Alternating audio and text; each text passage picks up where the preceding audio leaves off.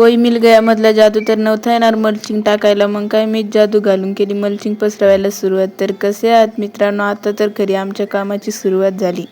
कालच या काडक्या करून ठेवल्या होत्या आणि आज आम्हाला एवढ्या पट्टीत या ड्रीपच्या नळ्या पसरवून मल्चिंग टाकायचं होतं. नहीं साळुंखे, यहाँ कुछ तो गड़बड़ है, जरूर कोई ना कोई गड़बड़. अर्ध्या पट्टीत तर ड्रीप पसरवून झाली होती, तेवढ्यात नळ्या संपल्या. मग नवीन बंडल आणून ड्रीप पसरवायला सुरुवात केली. काहीच वेळात ते काम पूर्ण केलं आणि मग गेले मम्मीचं थोडंसं काम हलकं करायला. पण ते म्हणतात ना, करायला जाते काय आणि होतं काय, तसंच झालं. आता याला काय म्हणतात ते माहीत नाही, पण पहिल्याच वेळात तर घेतलं ते पायाला लावून. साला ये दुख काय खत्म नहीं होता बे.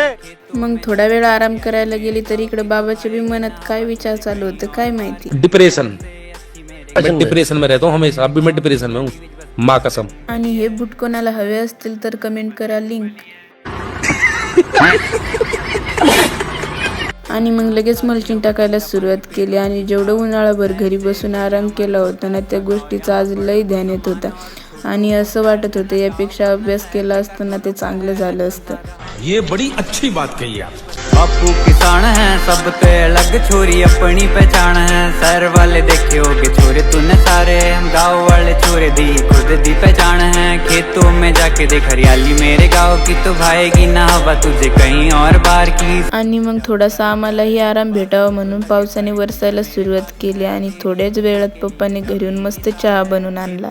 नाही एकच खुटी खणून घालायची अशी आणि हाडवा बांधली.